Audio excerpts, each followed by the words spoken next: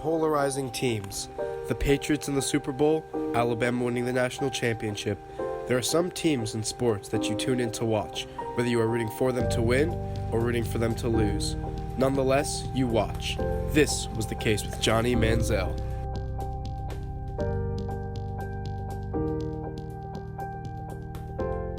Johnny Manziel was born December 6, 1992. He had two parents growing up named Paul Manziel and Michelle Liberato. He was originally born in Tyler, Texas, and had a younger sister named Mary Manziel. He first attended Tybee High School in Kerrville, Texas, and he grew up playing football, basketball, baseball, and golf. Later, he was promoted to varsity by the end of his freshman year. Johnny was always the bright star in the room. I remember him excelling in everything he did from a very young age. He was an all-star athlete, basketball star, baseball, golf. He always made me very proud. But football, that was always something that we couldn't put into words. Johnny was always the star, and we knew he would go somewhere with that someday.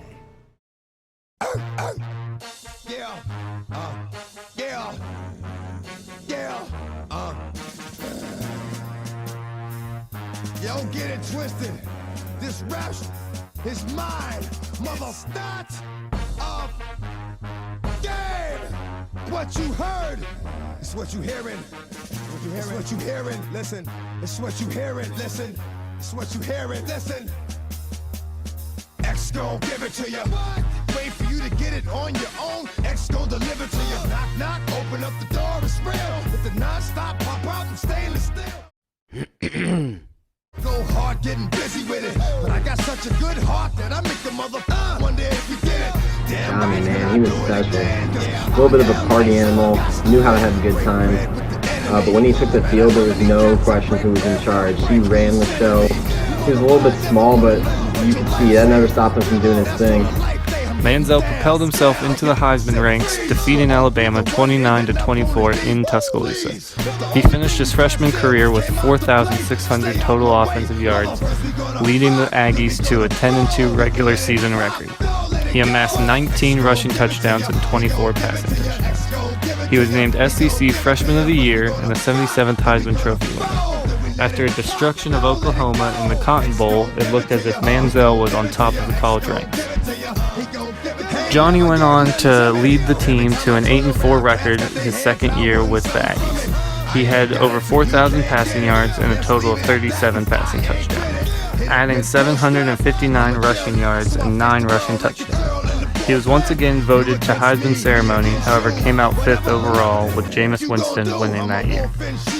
After their monumental comeback victory against Duke in the Chick-fil-A Bowl and the play Johnny jumps over a defender before tossing a touchdown, he cemented himself as a first-round draft pick in the upcoming draft.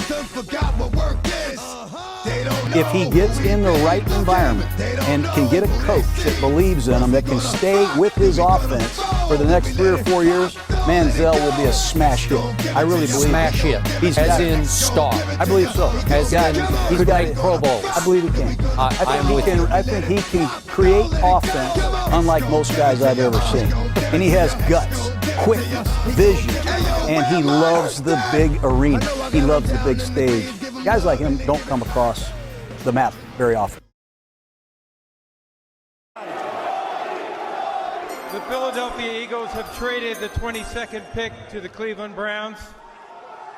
With the 22nd pick in the 2014 NFL Draft, the Cleveland Browns select Johnny Manziel. Here comes the money. Quarterback. Here we go. Money talks. Here comes the money.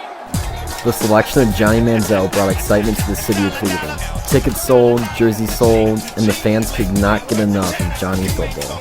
Cleveland Browns select Johnny Manziel.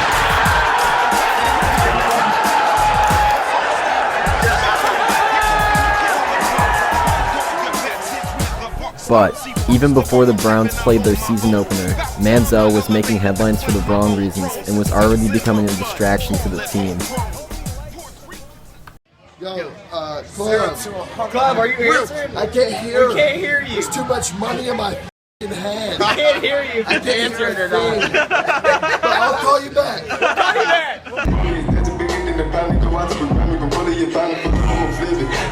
The summer after Manziel was drafted, countless videos and pictures surfaced of him partying at clubs and possibly doing illicit drugs.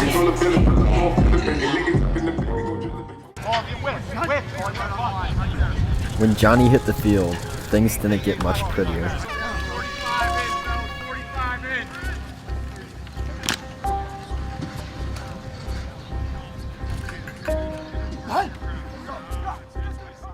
Pushes him out. There's one time out left for San Fran. After spending the majority of his rookie season on the bench, the Browns benched Brian Hoyer instead, hoping Manziel would provide the spark they needed. That was going to the opposite end of the field.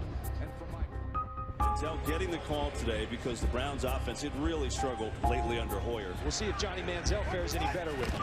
Out of his pistol, Manziel keeper, and Manziel is buried. Wallace Gilberry. And there's your first cash sign. Manziel's going to keep. Back to throw. Looking, and it's going to be intercepted. You cannot throw late in this league. That ball is a tad late. That gives a guy like Drake Kirkpatrick enough time to close on a ball that was floated out to Hawkins. You do that in this league, it's going the other way. Can't help him in this avenue. Only a four-man rush, 35.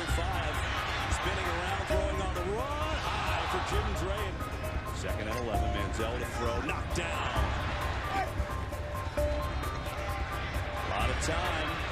Stepping up, in trouble, gets away, slings it end zone in traffic. Intercepted by Jones.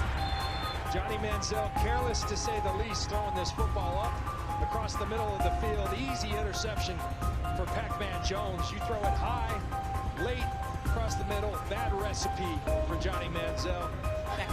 All right, Pam, we will see here. Looks like a little zone read, and that's going to go for maybe a loss. You sure are. The third down. Four-man rush. Manziel goes down. They know that their hopes rise on someone playing well as he goes down again and uses the run and the improvisational skills as if all else fails. And here he's in trouble, and down he goes with the sack.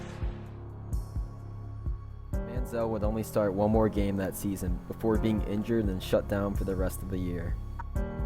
The Cleveland Plain Dealer is reporting Manziel decided to seek treatment early last week after, quote, finally raised his hand and admitted to his family and to the Browns that he needed help, that it was time to go to inpatient rehab for his possible dependence on alcohol. Manziel promised to recommit himself to the game prior to checking in to this rehabilitation facility. Brad Beckworth, Johnny's advisor, told ESPN that Manziel had identified several areas in his life that he wants to improve, and he later was put into this facility on February 2nd, 2015. Johnny Manziel is in the headlines again. After checking himself into rehab in January, the former Heisman winner admitted he had been drinking before he was questioned by police over a domestic dispute. Manziel was drinking in downtown Cleveland with his girlfriend Colleen Crowley, a student at TCU, on October 12th, but claimed he was sober enough to drive. Manziel, driving a white Nissan, started arguing with Crowley on their way back home. Witnesses reported that the Nissan was speeding, and at one point, Crowley was seen trying to open the passenger door. At another point, Crowley reportedly threw Manziel's wallet out of the window after he wouldn't give her phone back. Manziel reportedly got physical with her and pushed Crowley's head against the window. Manziel then pulled over and the two continued to argue while a concerned passerby called 911. When police arrived, both Manziel and Crowley were outside the car with Crowley visibly distressed. Manziel wasn't arrested, and Crowley told police she didn't want to press charges against him. However, Manziel could face discipline by the NFL per its personal conduct policy. After a lackluster second season and much more off-the-field drama, Manziel was cut just 2 years after being drafted and never set foot in the NFL again.